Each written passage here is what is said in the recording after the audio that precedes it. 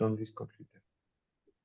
So, ladies and gentlemen, thank you very much to be with us. This is the 5th day of the celebrations. I mean, if we can celebrate these days, because a lot of things happens all over the area, particularly in our neighborhood in Israel. All of us, we are shocked of what is happening, what is developing in the area. So our support to our friends there, and I hope the peace will be restored very, very soon. So this is the 5th day of our Erasmus Days 2023. The topic is, I would say, very hot, and it has to do with the artificial intelligence in higher education. The panelists that we have selected, among other colleagues and friends, through the internationalization of the Athena European University, Hellenic Mediterranean University, and your universities and institutions, included our new program, Impact, which is a virtual exchange program that we run with the Israeli colleagues here, is going to involve and is going to present more such presentations, more such courses for students, for academics in the close future. So the topic is artificial intelligence and how we handle and what are the challenges, the opportunities, and what are your proposals on how to use artificial intelligence in not only in higher education, because we have representatives from high schools as well, in our daily professional life. So let me present the speakers first. I will start with the order that we have created the website. So I have the pleasure to have with us Dr. Yannis Kotsanis, who is the head of the Research and Development Department at Doukas School in Greece. Doukas is one of the most prestigious schools in Athens, located in Athens, very active in the Erasmus, in research projects, collaboration with the university, with European universities as well. They have very activities that I hope during the Q&A session, Yannis, to update us. Yannis has a PhD in computer engineering and educational technology from the School of Electrical and Computer Engineering from the National Technical University of Athens, as I mentioned to you before we start the recording. Then a very close friend and collaborator, Elena Mizrahi, that she participates together with other panelists that I will say later on from Israel. So we hope to keep the time and have them, during the whole process, with us. Elena is a teacher trainer and a CELTA qualified English instructor since 2005. She holds her PhD in applied linguistics from the University of Haifa. She works in a lot of Israeli institutions. We are collaborators, and she's one of the hearts of the new program, a virtual exchange program, Impact, that we are going to develop a lot of virtual exchanges for teachers and students in the close future. And she's the founder of the Virtual Exchange Training Center. She promotes internationalization, virtual exchanges, and EMI, English Medium for Instruction, if I'm not doing a mistake, courses. And then we have our colleague from Netherlands, another partner, new partner that we have as a university, from this Pulse Academy. We used to collaborate with them in organic electronics, but now we have developed activities in BIPs as well. So Stella Lo Guidis, I hope that I have pronounced well, but I will give you the floor, Stella, during the presentations. She works in the School of Engineering. She has a master in digital technology engineering, so that's why she's here. Also, she has strongly suggested by our contact person in Fondis. Welcome, Stella. I like your name. It looks very Greek. And then we have one of my very good friends. This is how do I consider her. Nava, still, she's a friend, but still, I cannot pronounce the same name. Sakt. I know her as a Kukla, Nava the Kukla. So this is my problem. She's an associate professor in Holonist of Technology. She's very innovative. She comes from the market. She has established a whole department, multidisciplinary department, one of the first ones in the world in Holonist of Technology in Israel. So we appreciate as well as your participation as well as Elena's in this roundtable. Then a very good this is a pity to say, ex-colleague in Hellenic Mediterranean University, Alexia, that is going to approach artificial intelligence from the ethics point of view. if I remember well. He has collaborated with us also in the initiative study in Israel when we started to present soft skills courses through the study in Israel with Holon, during the COVID era. So she's a very she's an influencer, the way that she presents, and you will see this. Now she works in the UK let me. Cardiff Metropolitan, yes. Exactly. Cardiff Metropolitan University. And this is something joint. In any round table, we had someone from Wales. So either as an employee there or as a Wales person, as yesterday. So Alexia works in the Cardiff Metropolitan University in Wales, and she's going to approach, as I mentioned, artificial intelligence from the ethics point of view. There's also a very nice article, the research article of MIT Technology Review Letters about ethics in artificial intelligence. I will share it with you. And finally, I think one of the biggest fans that we have in Crete, whatever international relations, international week we organize, he participates, but also as a speaker. And we have this nice discussion when we were in Sitia before, I think, 2 weeks, if I remember well. Stefan, even now I will try to pronounce your name, Hasbeslach, that he works as a liaison officer in IIKA Leuven Vives, and his activities and his research is around AI, artificial intelligence research and education. Dr. Stefan Hasbeslach. So I hope that I have not done any mistakes. I will jump to the questions. I would like to welcome you, and my first question, starting, I will say, from the ladies in order to keep the old manners and actually the current manners. What is your relationship with artificial intelligence as an academic, teacher, researcher? So I will start with our colleagues from Israel. I will start with Nava, and then I will move to Elena, and then I will provide the floor to Alexia and to the rest of the speakers. So Nava, the floor is yours. Tell us very briefly, what is your passion and what is your link with artificial intelligence? So by training, so first of all, I am the head of the multidisciplinary department, but actually my PhD and my work in high tech for many years was in artificial intelligence, in a specific area of artificial intelligence, which is called NLP, natural language processing. I'm by training a computational linguist, which means for every artificial system we need that deals with language, understanding of language, you need also the capacity to build language models.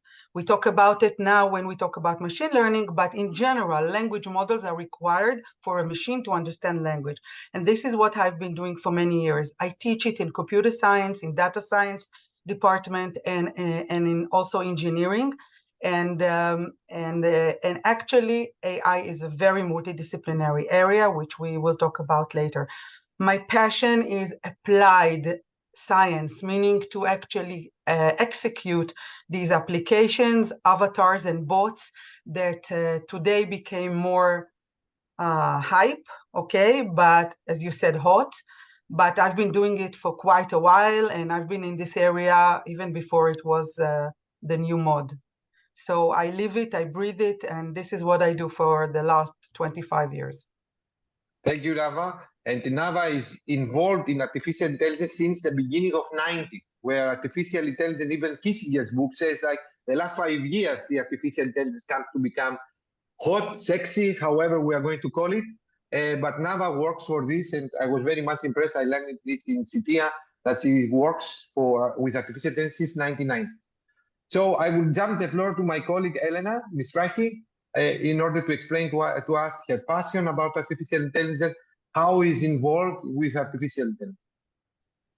Okay, so good morning, everyone. Again, thank you so much. It's nice to meet you all here. And my roots, actually, I'm from Ukraine. So my graduate studies, I completed my master's degree in a technical Ukrainian university, where applied linguistics is actually viewed as computational linguistics and language corpora.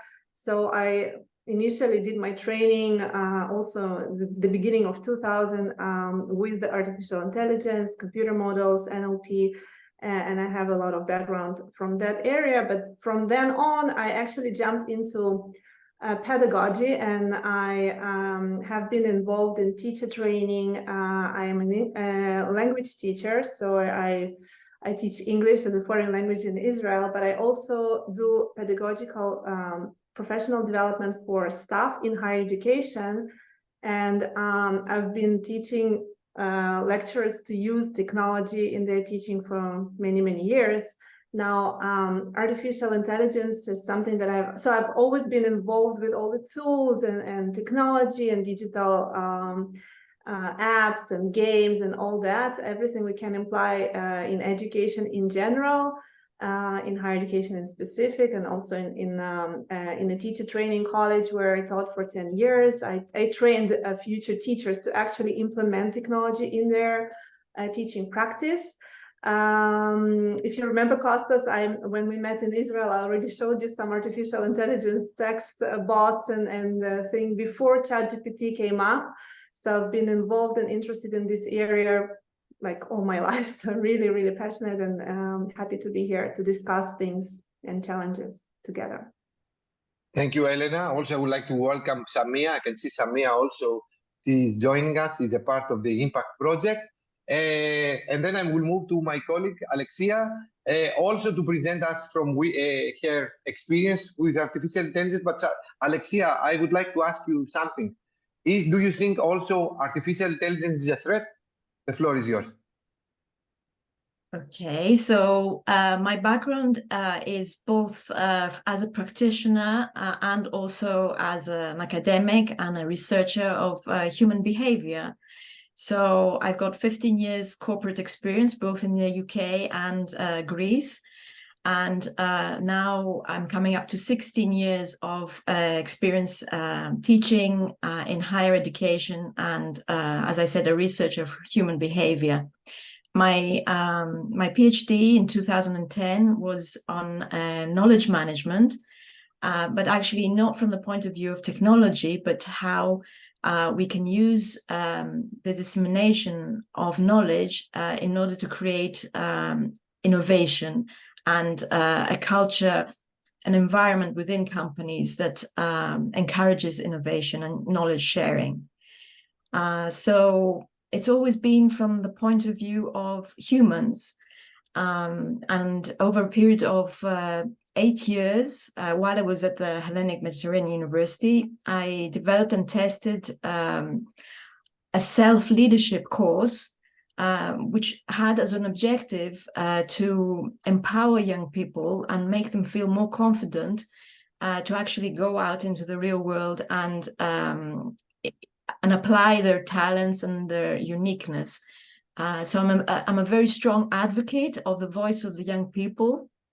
I think we need to be listening to them more, and I believe, and for that I've developed a leadership framework, a training framework, which is called Heart-Led. I published on this, and it's all about compassionate leadership, a new way of being in the digital era. So I'm also very interested and alert about anything new that happens, and I'm very optimistic as a person. So for me, artificial intelligence is like another exciting innovation, which actually is going to, as it develops now more speedily after the pandemic, it's going to completely, in my view, shake our foundation, even more than the discovery of the internet. So I'm really excited to see how this integrates in everyday life and all aspects of business, education, health.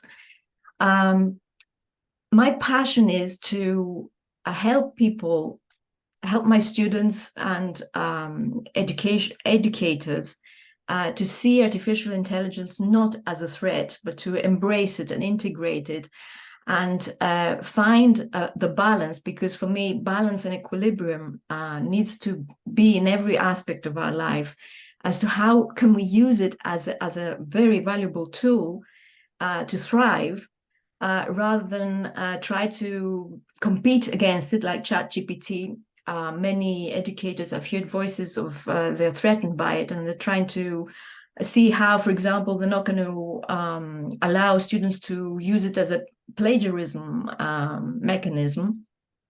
And I think it defeats the object. It's like a tidal wave that you cannot stop. It's like, would you be able to stop the use of the internet, for example, now? Could you stop people from using the internet? No way. Could you stop people in the older days to use calculators in their calculating in their mathematics? No way. Can you stop the exchange and influx of people moving from one country to another? That's impossible to do. So you cannot stop it anyway. It's been generated by people. And for me, the key is, how can we retain our humanity, our social skills, because we are social animals?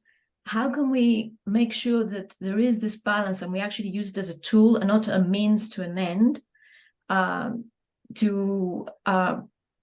just from a technological point of view? So it's important, in my view, to help our students learn even more higher state-of-the-art interpersonal skills, because that is what is required nowadays. So that's my take. Thank you very much, Alexia, for this input. And I provide the floor to our colleague Stella, also to explain to us her relations with artificial intelligence and what do you think about artificial intelligence as a threat. Please, within 2 minutes, because I love, hearing you, but we have to moderate, all the questions, and we should complete, within an hour. Stella, the floor is yours. Yes. Thank you. Yes, thanks. Yeah, I'm Stella Lo Giudice. I actually come from Italy, but I moved to the Netherlands about 7 years ago. So now you see the whole connection. Okay, I do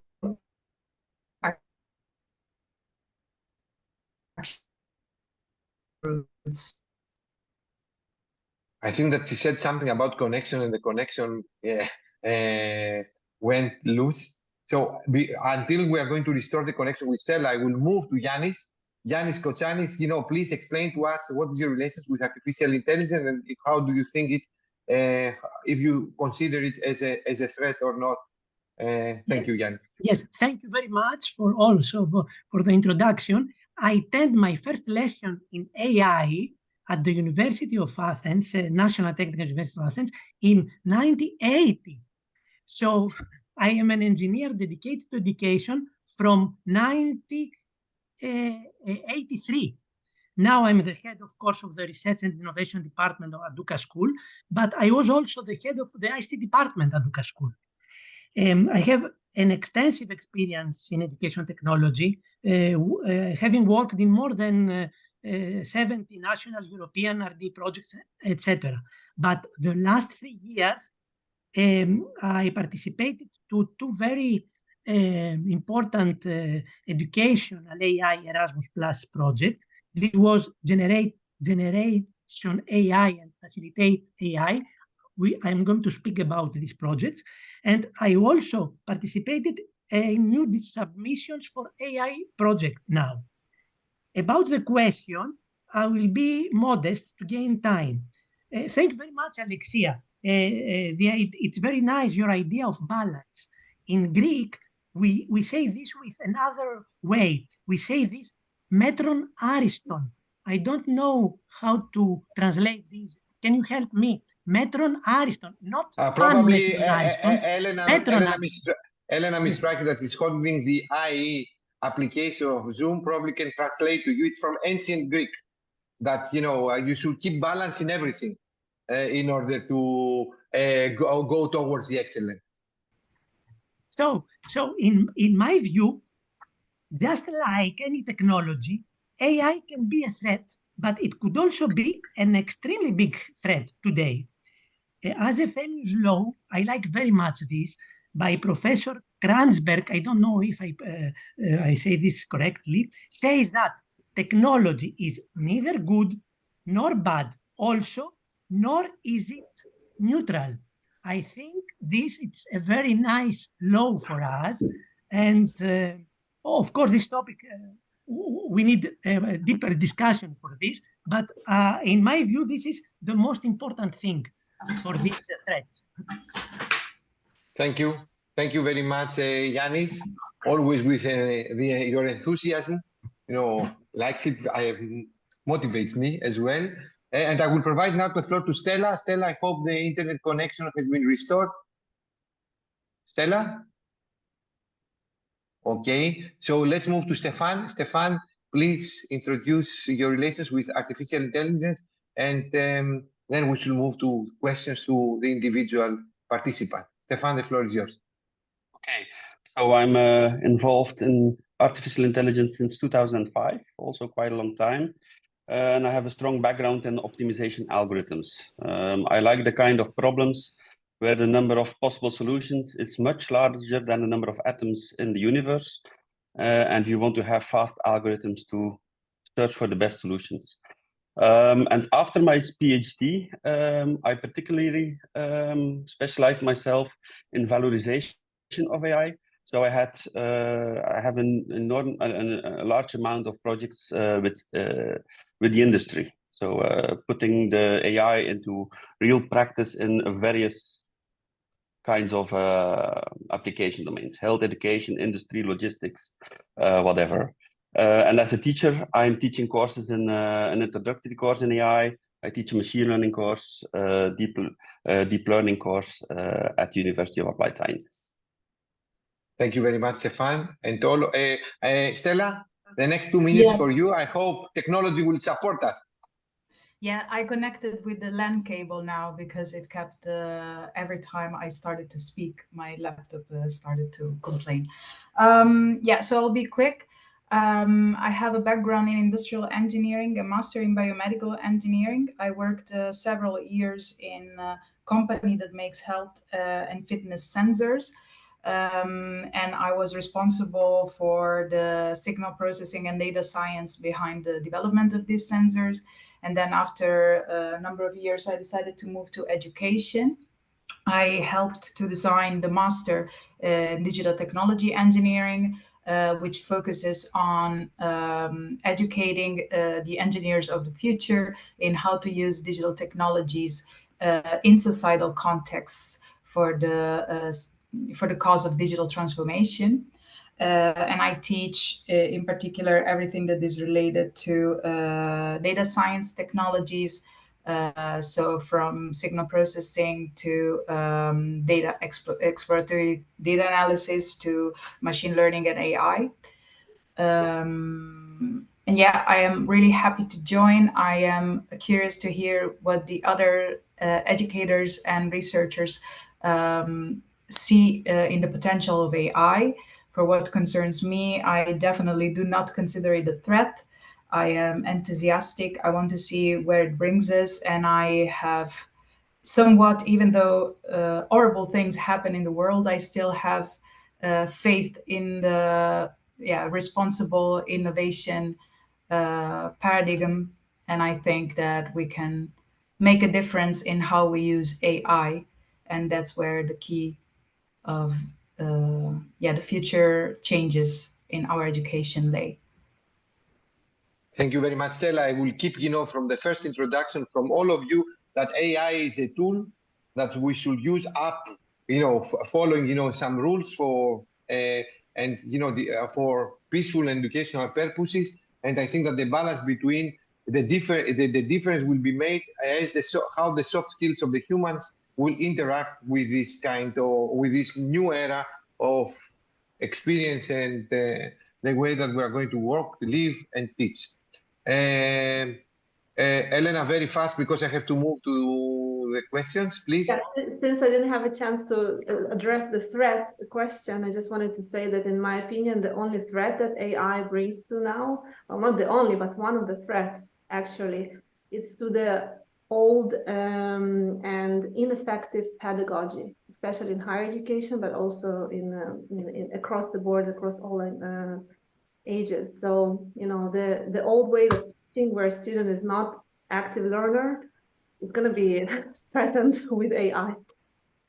I would like to add on this that we do not, AI will help us, but even, following the old pedagogies, even in this case, they were teachers that they were not, interactive or efficient, even using the old pedagogies. So I think that this is the tool. How do you use the tool and the personality of the people that they are involved? I totally agree. And then let me move to the questions to Nava now. And the question to Nava is the following. What will be the impact of artificial intelligence on higher education? And what is the role of artificial education in the University of Future? So you are leading a department of the future because it's not something common that exists. So what is your opinion within the next 5 minutes, 3 to 5 minutes, about the impact and the role in the University of Future? Thank you. Okay, so first of all, we have to understand that AI, which is a name for a lot of things, doesn't come in a vacuum. It comes after we have experienced COVID, a period which changed totally the way we experience digital learning and personal learning and self-learning. So it doesn't come in a vacuum. And this technological revolution is something that is offered to us. And again, it's up to us to decide how we treat it. Think of a triangle. In the triangle, we have the students, the staff, teachers, and the institution. And when we talk about AI, we have to look at it in this triangle because it's a little different depending on the point of view that we take. From the point of the students, they have an opportunity here for certain things that did not exist before. For example, things like somebody to learn with, a companion, a co-pilot, as we say, a personal trainer, tools for assisting them to learn faster, to check themselves. Yes, there is a potential for plagiarism. There is a potential, but not if we design the questions well, like Elena said. Not if we move to a new pedagogical view, as I will explain in a second. So another advantage for the students and as a byproduct for the teachers is the personalization of learning. I can now adapt the learning material to the specific students according to his acceleration, according to his development, personal development. And that's is an asset that we have been trying to get for many years, how not to teach everyone in the same manner. This is not only an advantage, a personal advantage, but also a way to shorten the way for some students to actually enable accessibility for those who are struggling and to maintain a level which we can, in terms of the quality, can live with, because we aspire to have a good level of education. We don't want to lose students in the middle, and we have the tools, the AI tools, to enable us as teachers and for the students to keep up. Also, we have an opportunity here to prepare us as lecturers to prepare material in a different way, in a faster way, in a more interesting and interactive way. Yes, it will require education, not only for the students, or training of AI tools, not only for the students, but also for the teachers. And that's a psychological problem, meaning this is a psychological threshold that we have to face. And we saw that in our conversation in CETIA with the other professors, that they say some of the professors, the teachers are struggling accepting the fact that they will have to change, but that's here to stay. It's not going anywhere. So we might as well adapt. So in this triangle, there's also the institution. And there is a very important role for the institution to look for, as you will say probably, Alexia, the ethical point of view of the institution to maintain and to keep things for being biased, for things like data protection, privacy. All these things need to be considered by the institution. We actually, in Hulon, we have worked on an ethical code and regulation internally. I am not going to wait for the state as much as I want for the state to have a regulation, but it is going in little waves. And the first cycle is inside my institution. So internally, we decided on the level of the faculty and on the level of the institution, what will be our ethical code. And also, we make sure that the students and the teachers get not only the sufficient education or training, but also to maintain all the time, to see what are the difficulties. So we gave training, and we also maintain this this new change. We also need to encourage the lecturers to do more applied research, because this is where AI comes into matureness. You said very nicely, talked about the skills. We will not be able to maintain the same skills of the old pedagogically methodology that we used to have. We need to think about creative thinking, so and creativity, originality, and this comes into maturity in the assignments that we give. So we can no longer give assignments that are only knowledge-based. This will not work anymore. We need to give assignments that encourage this creative thinking, things like comparative analysis, things like examining different systems, conclusions, predictions. All of these are new assignments that we have to embed into our teaching. Less tests, more projects. International activity that encouraging the cooperation and team working and thinking in different levels. All of these are the new methodology that we need to encourage. I think I exhausted my 5 minutes. I'm here for more. I can speak about this for an hour, but I think this is the basics for this is enough, okay? This is enough work for everybody, and there is a lot to do, and we have to start. We don't have much time to stay behind. So thank you. Thank you very much, Nava. You gave me also a nice idea that, I think Elena will keep a note on this to start and invite each one of you for a 45 minutes lecture in these artificial intelligence issues that we have asked. And this is something that we are going to do in the impact and through the HMU internationalization activities. Thank you very much, Nava. And now I'll provide the floor to Yanis. Yanis, the question to you is, what is the impact of artificial intelligence in youth education? I mean, in the higher education, and not only, and what are your predictions for the futures? Will teachers be in danger? So do you think that, the teachers, they are going to be replaced by a robot or a chatbot? I belong to the old generation. Yes. But I don't know the old terminology. This is impossible. This is impossible. But for this time, of course, I don't know after 50 years, of course, but for the next years, it is impossible. Please, I want to have enable the screen sharing, because I'm feeling more comfortable to speak with my presentation. You can share your screen, Yanis, but you have 5 minutes. Let's keep the time, please. Of course. I will try to keep the 5 minutes. So here is my small presentation. It is based on 3 Erasmus Plus project: Facilitate AI for secondary school, Generation AI for primary school, and for ADA, that is a project about low-skill adults and their awareness about competences. So thank you very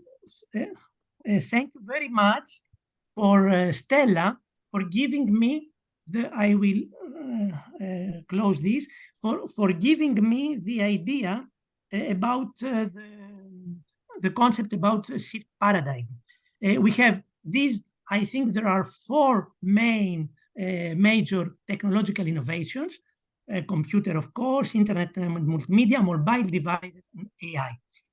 These changes have been distinguishing as paradigm shifts. It seems that young people are quick to embrace new technology, especially since mobile devices and AI became so popular. But teachers now are catching up, but of course there is a gap, and this is the problem for education. I believe strongly that the most significant performance improvements achieved when humans and machines work together. This is something like a collaborative intelligence. I like very much this concept. And what does this mean? That the leadership, the teamwork, the creativity, and social meeting and social skills are related, of course, to humans, but the speed, the scalability, and the quantitative capabilities are related to the machines. So I have three small stories for you that reveal generic characteristics and methodology. The target groups, of course, are primary and secondary school students, and each story raises questions, applies specific tools, and features classroom applications. The first story is based on a very simple application that only we have to click on the person who is real. We can play this a lot of times. We play this game with students, and they are very motivated in this. And there are some students that they find solution immediately. I cannot play this game and without an error. So, which face is real is this question, but which image is real? Which message is real? Which news is real? Article, object, essay, sound, speech, video. Which mission, motion, and emotion is real? Which event is real? Which fact and opinion is real? And which creation is real? Is it life? Is she, he, a woman? I think these are many questions that can be part of a very nice AI workshop. So we needed, of course, AI literacy. There are a lot of frameworks for AI literacy. I prefer this framework. This is based on the old Bloom taxonomy, but in the revised Bloom taxonomy, where create is at the top of the pyramid. And I have also my slides. We can share these with the link to this paper, this nice paper and recent paper. And now we can stop to a simple story about which is your opinion. You can see here which opinion is real. Okay, which is your opinion? A teacher at Duca School recently asked students two questions. Why is reading newspapers much less common today? What are the advantages of newspaper compared to other forms of media? This is very important questions that are related to the curriculum of higher secondary education. After that, the teacher, of course, this activity is unplugged. It is an unplugged activity without the using of computers. The students work in groups without using computers and prepare short presentation. Afterward, the teacher asks the students to do the same exact questions with the using of ChatGPT and try to answer the following questions. What arguments did you know but you didn't include in your presentation? What arguments did you include in your presentation but couldn't find in ChatGPT? This is a very nice game. So the needed pedagogical methodologies. Thank you very much, Nava, for this. Design thinking, problem-based, inquiry-based, a lot of pedagogical, well-known pedagogical methodology that we can apply at the AI, at the use of AI. So I don't know how many minutes I have. I have 30 seconds. 30 seconds. Oh, okay, Yeah. okay. I cannot. Okay, there is nice artifacts. How we create an artifact. Okay, I will not see this artifact. I will go at the end, and using the main idea to create artifacts. I think this is the main nice activity based on project-based learning. We have a lot of parameters issues, educators as facilitators and mentors, working as teams, trying to be suitable and aligning with European competence frameworks. Of course, with what methodology we can use.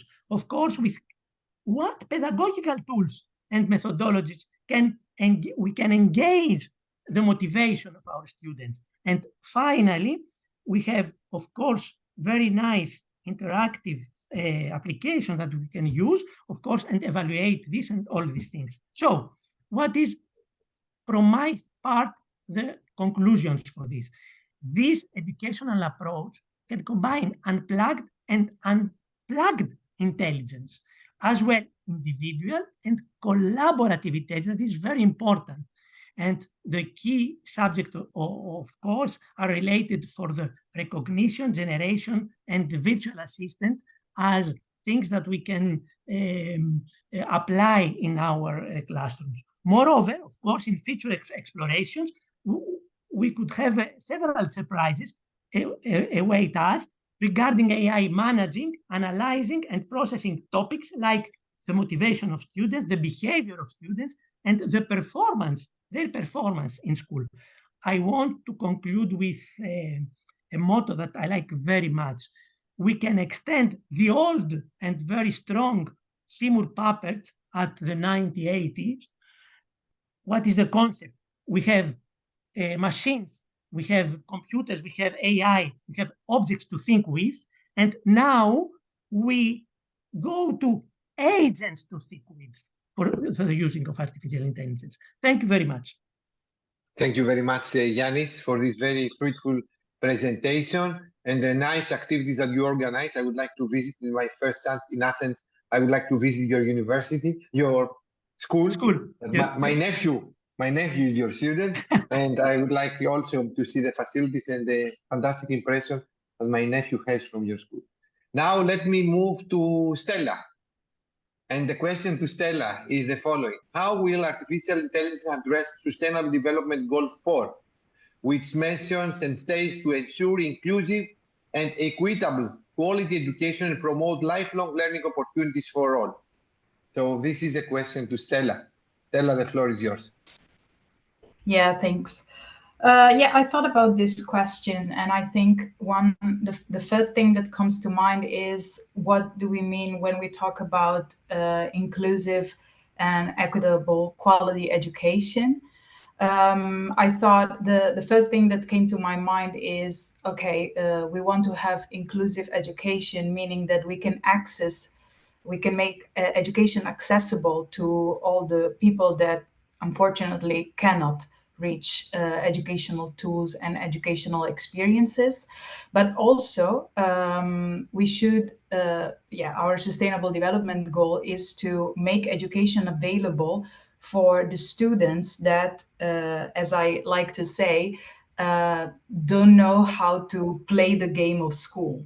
Meaning that in the old pedagogical ways that have been already mentioned, sometimes you find students struggling with the learning environment and with the learning opportunities, not because they are not open to learn or they are not capable. I like to think that doesn't exist such thing as not being capable to learn, but they don't know how to play the game as the game has been posed in front of them.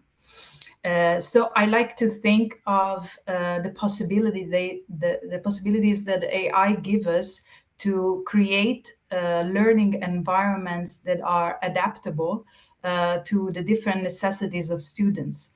Think, for example, of students that have a tendency to have more visual learning abilities or auditory learning abilities or written and reading learning abilities. Everybody learns differently. And of course, there is the human experience that can come in play when you are in class together with your students. But what if through AI we could create adaptable learning tools that can enhance the student experience depending on their necessities? Think also of students that have, for example, ADHD or dyslexia.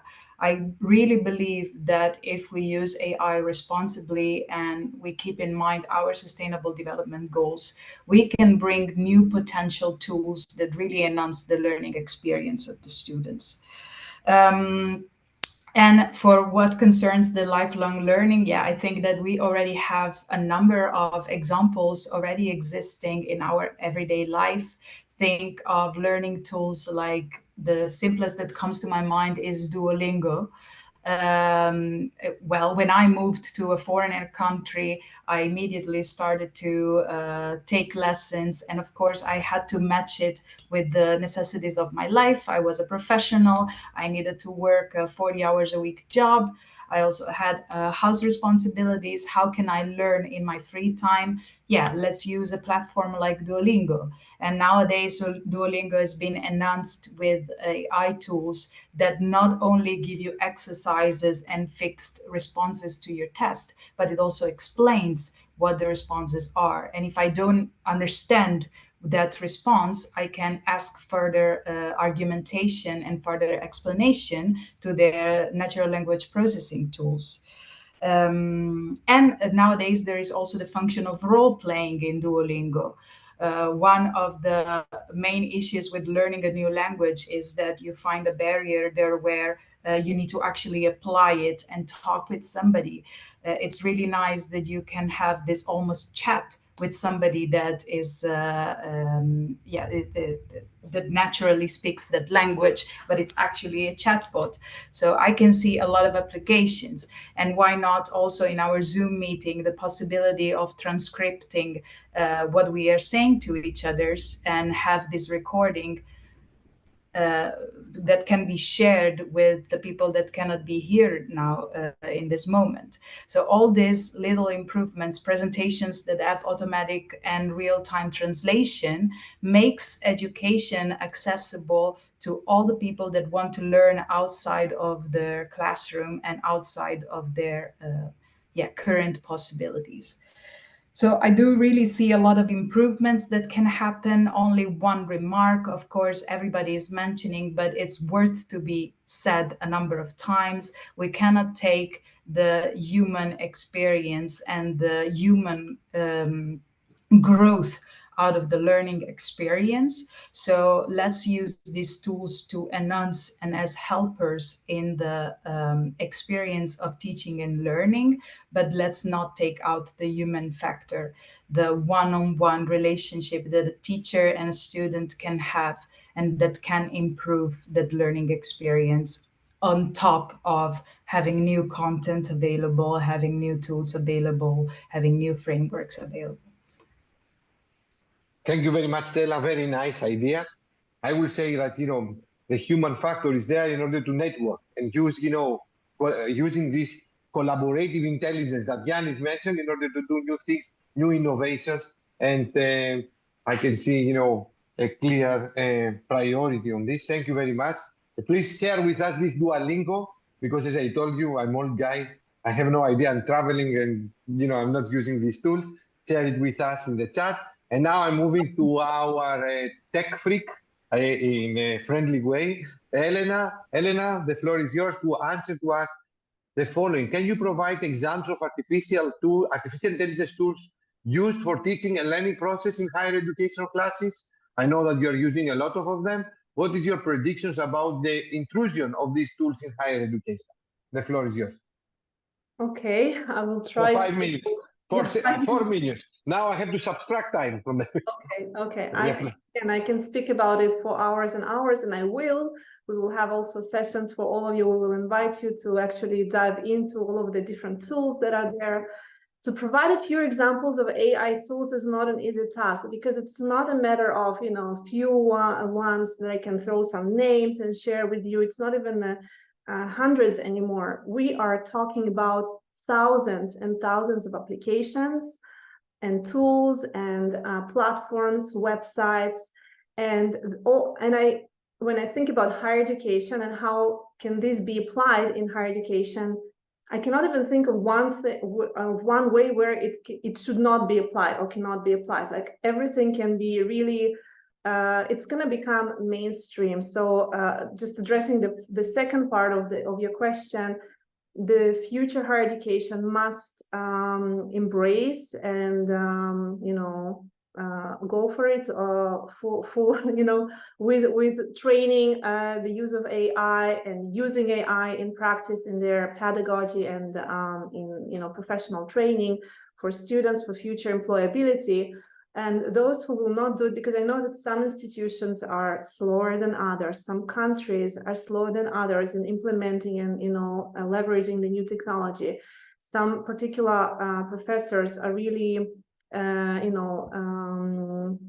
resisting the changes and then not ready to implement, and the gap is going to be there. So there is a huge challenge of addressing this gap of some people objecting it and resisting it, and some others, doing their best and implementing. Now, when we think about, again, we mentioned one threat of being the pedagogy itself. We mentioned another threat. Yanis mentioned a few things, that the truth is not obvious anymore. We should doubt every single thing we see, unless we can touch it. Maybe even in the future that will be doubtful too. But so far, everything we see and hear and read on the internet can be false, can be fake, and it actually looks very, very real. We know that AI has entered all different modes of videos and images, pictures, writing, fake news. We can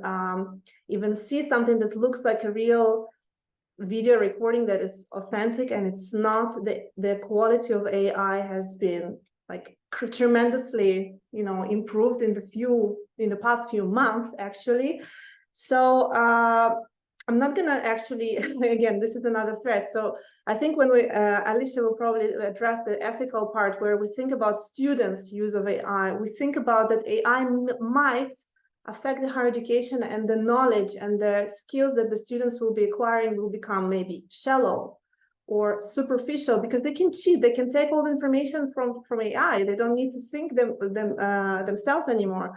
So here I have a very different position. I think that those students, or whoever are the people who will want to abuse AI and use it for something evil, horrific, maybe cheating, or just escaping the actual hard work and submitting, plagiarizing, whatever, they will do it.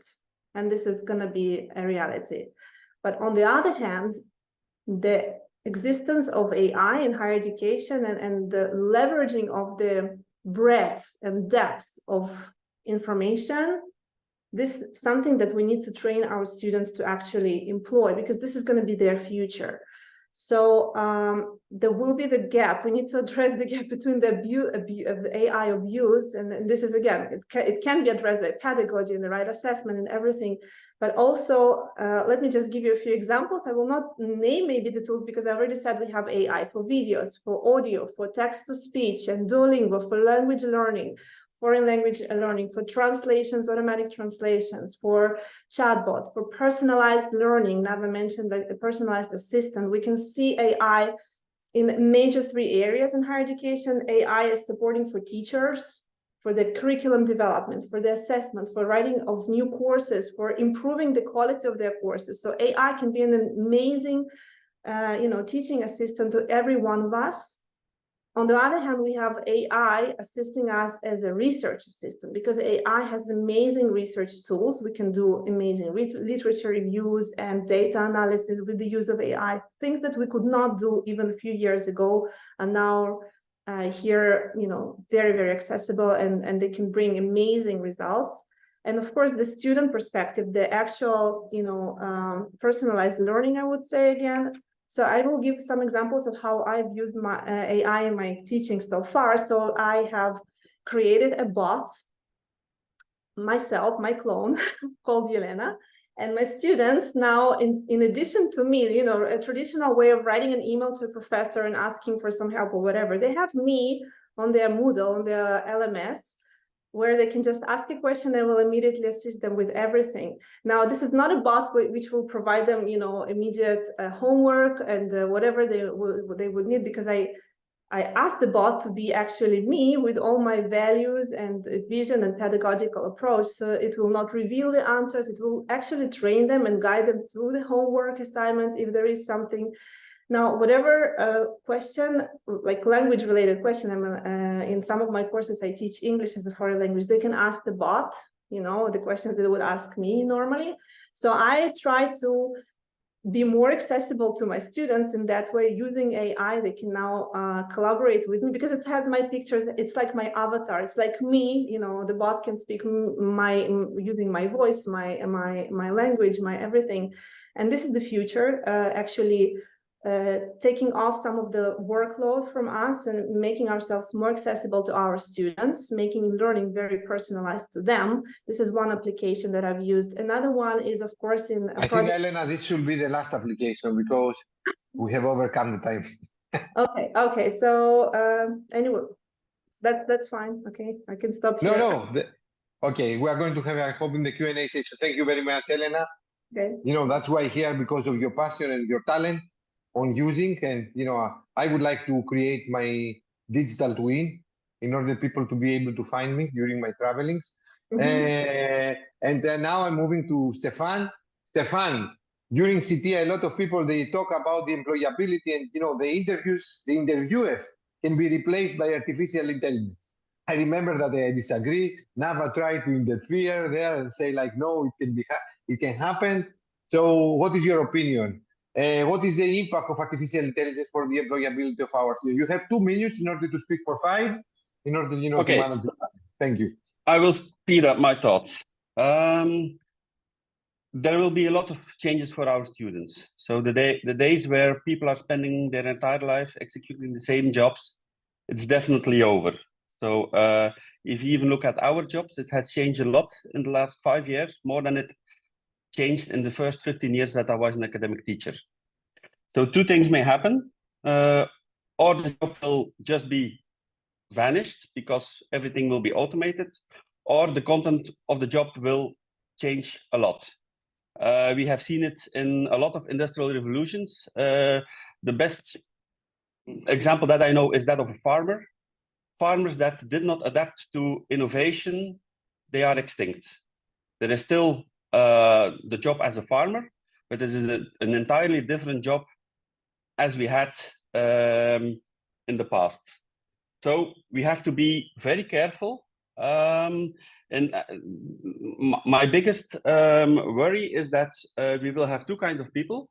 We will have students and employees that are able to use AI tools, and there will be a big gap between the people that are not able to use the AI tools. So we need to make sure in our education that we make sure that the students are able to use the tools, so they are not in the group of the people that are trained for a job that will be extinguished. I'm very optimistic. We have survived 4 industrial revolutions. Jobs has disappeared, but a lot of more jobs have appeared. So I think it will happen again. But still, there are 2 main threats that I see. In the past, the changes were slow. The first, second, third industrial revolution took decades.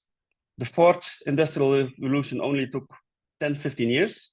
I think within AI, the 5th industrial revolution will be very, very swift. And it will not be only the blue-collar jobs that are affected, but now, with the increased pace, it's also the white-collar jobs that are affected. And this is a new aspect. So the engineering jobs, they will change. So we need two things. We need to teach everybody the basics of AI, not in a technical sense, but every sector will change that. So every educational program should incorporate the right tools into their curriculum. And the second thing is we need to focus on the soft skills. And I will pick one out. I think the key word is flexibility. Jobs will change, so people need to be flexible. They will need to be flexible to learn new things. They will need to be flexible to keep an open mind. And especially in the spirit of Erasmus, they also will need to be flexible to go to other regions. You will need the geographical mobility. If there is not an opportunity in your region for your skills, yeah, it's Europe. Go to another region where they can use your skills, where they are still relevant.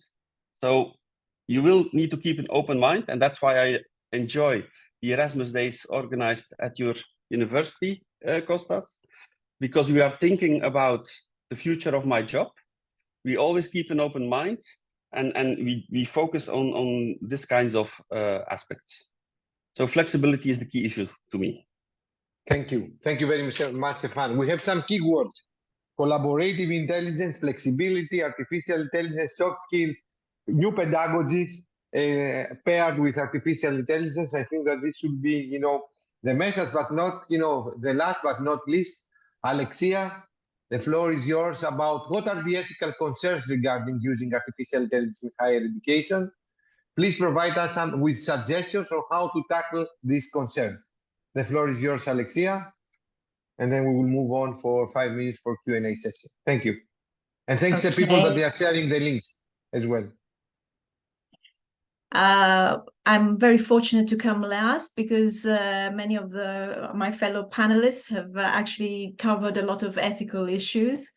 So I just want to add on to what has been shared on things like inclusivity and what is the truth, and discernment on what is true and what isn't. The framework that is often used is the European framework, the EU's framework for ethical issues, the use of AI in education, which is the FATE framework, and it's an acronym for fairness, accountability, transparency, and ethics. For me, ethics is all of that. So if I picked out the most important issue, in my opinion, from an ethical point of view, on how we use artificial intelligence in an educational setting, is to do with the perception of reality. We're all part of a system, which is part of a bigger system, part of a bigger system. It's like a fractal. So it's really important to appreciate and be conscious and aware of the fact that everybody's reality is different. And that has an implication on the way that we collect data, especially when we come to, for example, personalized tutoring systems, or in order to define what a new sales market is, because a lot of the universities nowadays are run as private enterprises. What is inclusivity? Who is, for example, neurodiversity something that is a separate issue, and here in Britain is classed as a disability, or is it just a different way of thinking? So it's important for us to ask questions like, whose world does the data set reflect? So because based on that answer, we train the system to collect data and to bring it out in a certain way. The other issue that I would like to touch upon that hasn't been talked about that much has to do with who decides on the regulations, the code of conduct? Is it governments? Is it the private sector running the universities that are privately led? Could there be a collaboration between all of these? Also, different disciplines see the ethics of AI in education in a different, from a different perspective. So it's key that there is an international collaboration on the standards and code of conduct of AI in education. And one thing that I did notice very strongly, as I said, I am an advocate of the voice of the young. I was at the International Green Skills Conference in London 2 weeks ago, and I noticed that there was a huge lack of young people. So young people's voices, who are our future, Generation Z is here, they're our students, are not present at these roundtable discussions. I'm not talking about only our little discussion here, but even at a much higher level, even at the governmental, international level, there isn't the voice of the future. And that, I think, is a big gap, because not only we're talking about a generation that's always had technology at their fingertips, even when they were born, they knew how to press the buttons. With no disrespect to any of us, but we are above the age of, we're not going to be seeing the end of this, whereas the new generation are here to bring the big change to our planet. So ethics of AI in education needs to evolve and be based on an interdisciplinary and international, a collaborative setting of standards, and at the end of the day, codes of conduct. So that is the main thrust of what I want to say. And it takes a lot of training, a lot of mindset shift. And for me, the key skill that we need to remember, and remember as in RE-member, so come again to belong, is attentive listening. For me, if we cannot remember how to be attentive in listening, and sort of during the day reconnect with ourselves and with other people in a really basic human face-to-face social way, no other skill, no other regulation will bring this equilibrium and this useful, effective use of artificial intelligence in the way we go forward. That's it. Thank you very much, Alexia. I think that you add a part of this nice input that you had. Another key word in the conclusions that I will try to compose after each one of these roundtables that happened the last week: attentive listening. Am I right? I kept it, among the other keywords. Yes. So heart, from the heart to heart. Heart to heart. It was like because I'm an old guy, I repeat this. It was a very nice series, Heart to Heart, in the old days that I was young. So that's it. And now we have a time for the questions. I have some questions, but we have time for a couple of them. So I will provide the floor to the audience.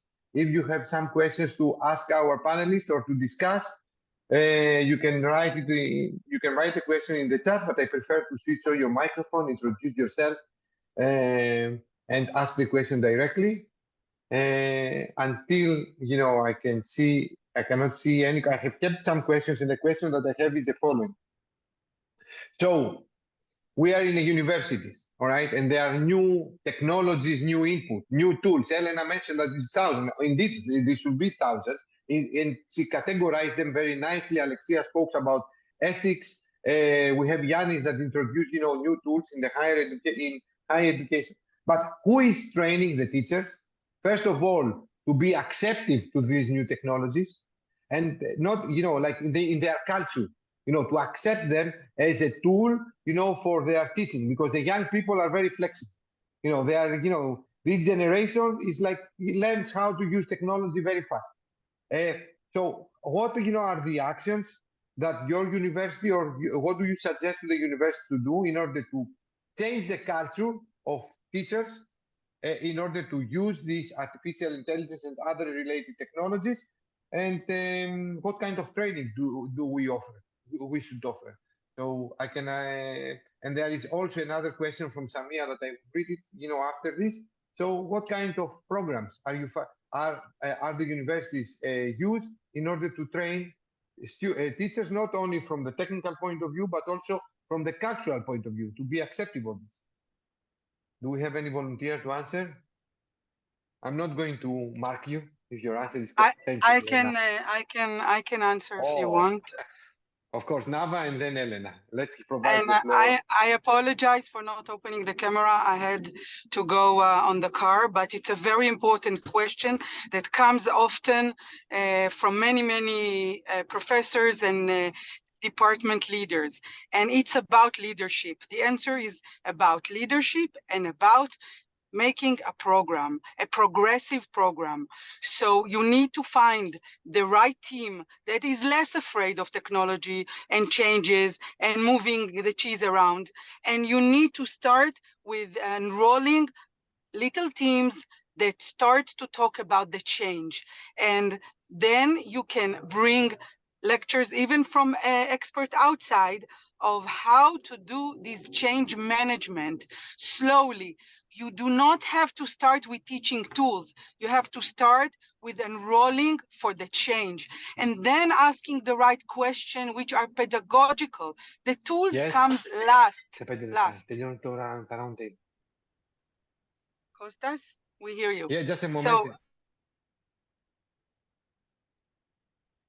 Go on. Sorry, I'm sorry. They are talking to me. I'm just saying that the tools, in my opinion, in my humble opinion, the tool come last. First is enrolling for the change, and then creating work team to understand where are the most important places where we need to make the change, and they will be most valuable with less effort. The tools come at the end. That's my opinion.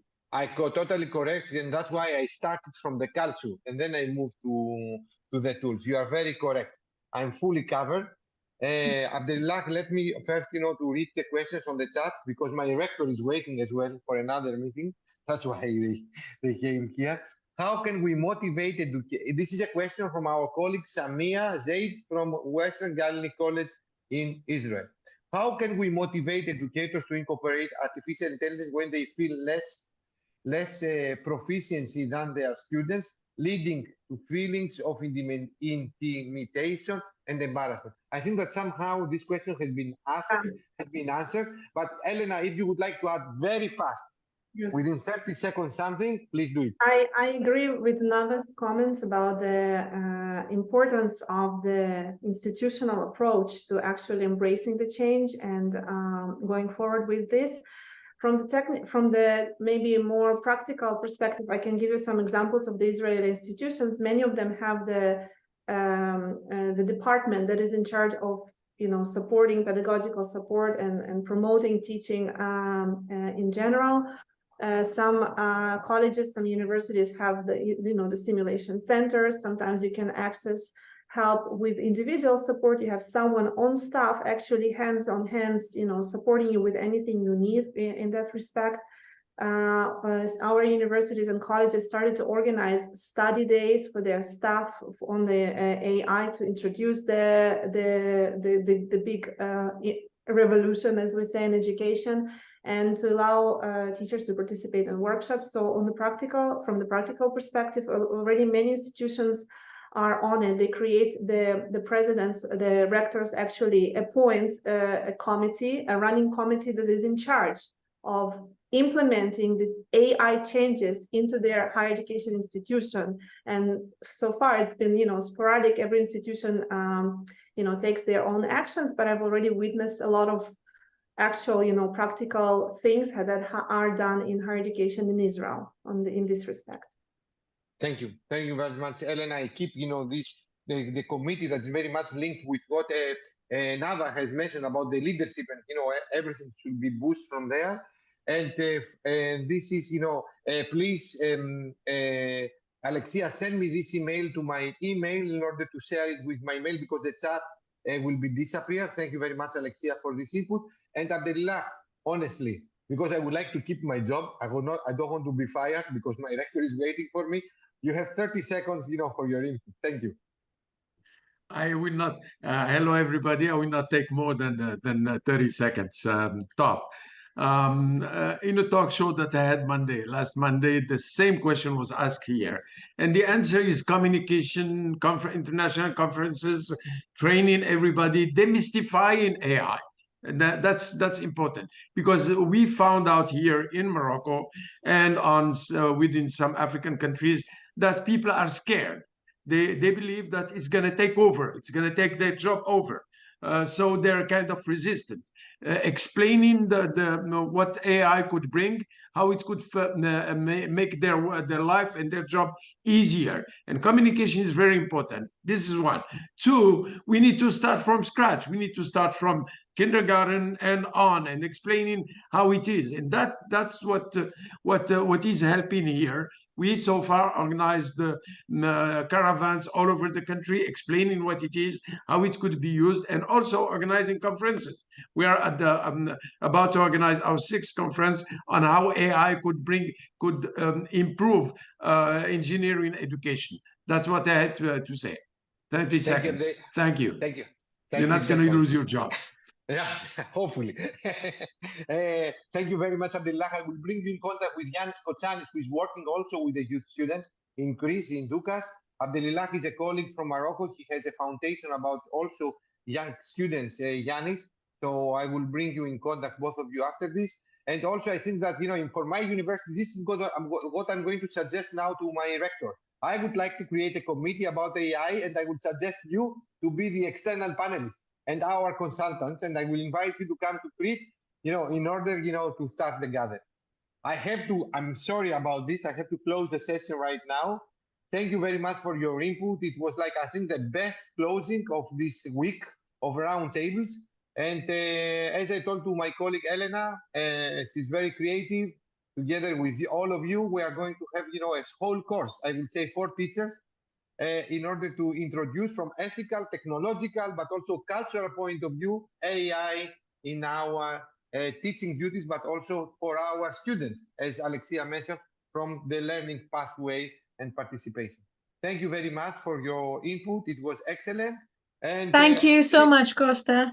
Thank you. See you in one of our joint next events. Okay, stay safe. The people in Israel, stay strong. Thank you. Thank you.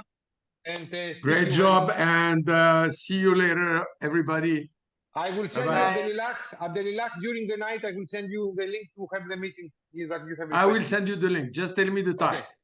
Thank you very much. Late in the night. Bye-bye. Bye.